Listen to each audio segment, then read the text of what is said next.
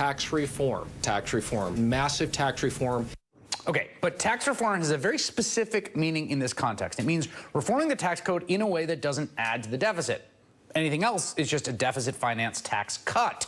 In the White House today, Treasury Secretary Steve Mnuchin was pressed on the Trump administration's proposal for what Trump calls the, quote, biggest tax cut in U.S. history. Does it pay for itself? Is this plan revenue neutral? This will pay for itself with growth and with reduction of different deductions and closing loopholes.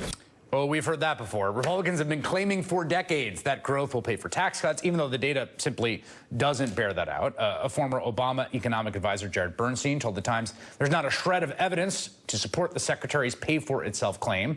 The reality is, as the Washington Post points out, many budget experts believe the White House's plan would reduce federal revenues by so much it would grow the debt by trillions of dollars, and that Trump's so-called tax reform is just the latest example of a Republican president working to massively cut taxes for the wealthiest Americans, regardless of the cost. Joining me now, MSNBC anchor and correspondent Ali Velshi. And Ali, I want to zero in on this difference, right? Because there's this idea that once-in-generation plans for tax reform, which is to change the tax code in all these ways that's fundamentally neutral. It's not about cutting taxes. It's about reforming the system. Right. That's not what we're going to get. No.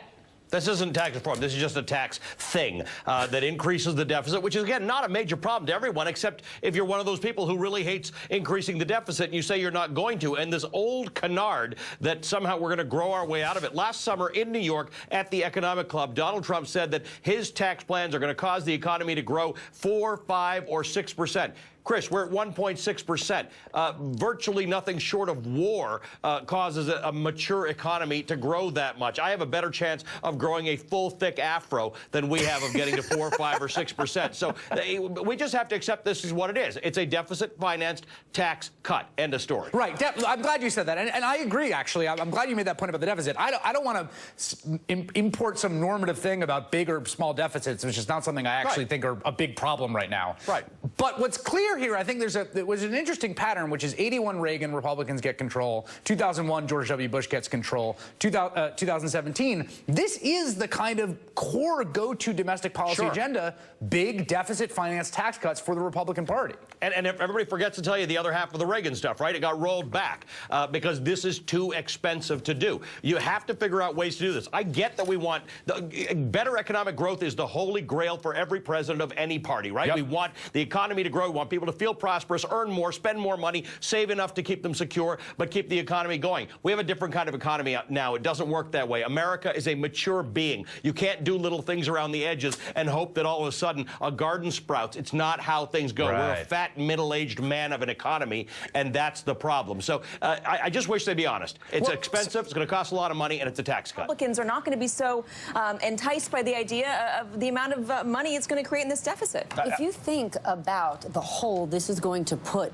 in our budget, that is not what fiscal conservatives want to do. Not today, not any day. I also liked Gary Cohn. I would never, ever bet against President Trump. Right, he wasn't I like around that for the healthcare thing, apparently. I like that added to the narrative. Well, that's a message directly to the president. There you go. So there's an interesting thing here. On one hand, the appealing part is it simplifies the tax code, right? There's no American of any party who doesn't think that the tax code's kind of ridiculously complicated. A one-pager would be lovely. On the other hand, what Peter said was really interesting. Long-term growth in the United States is low. The United States is a mature economy. You can't just inject little things and hope you're going to go from roughly 3%, we're much lower than that at the moment, to 4, 5, or 6%, as you remember Donald Trump saying during the campaign. Yeah. Not going to happen. I have more chance of starting to look like Stephanie Ruhle than we have of getting to 4, 5, or 6% economic growth. And my chance of looking like you is goose eggs. Probably not happening soon. This is not an emerging market with huge growth opportunities. If anything, we're the most mature economy, and you're seeing shifts in the way people live their lives in the sharing economy,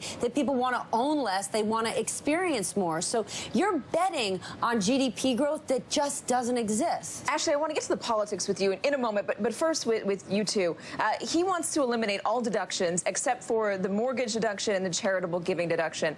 That is a big deal. There are a lot of deductions out there. How is that going to affect It's interesting Americans? because that's what the alternative minimum tax largely is, right? Yeah. It's a tax that you pay doubling it, without without deduction. So what he's doing is he's taking the alternative minimum tax away and then taking away all these deductions. There was talk of taking away the mortgage interest deduction, which is an interesting one because it costs the government a lot of money and doesn't result in higher home ownership rates than other countries. People That's who right. work in real estate There are don't like that lobbyists idea. that don't want you to ever. That's going to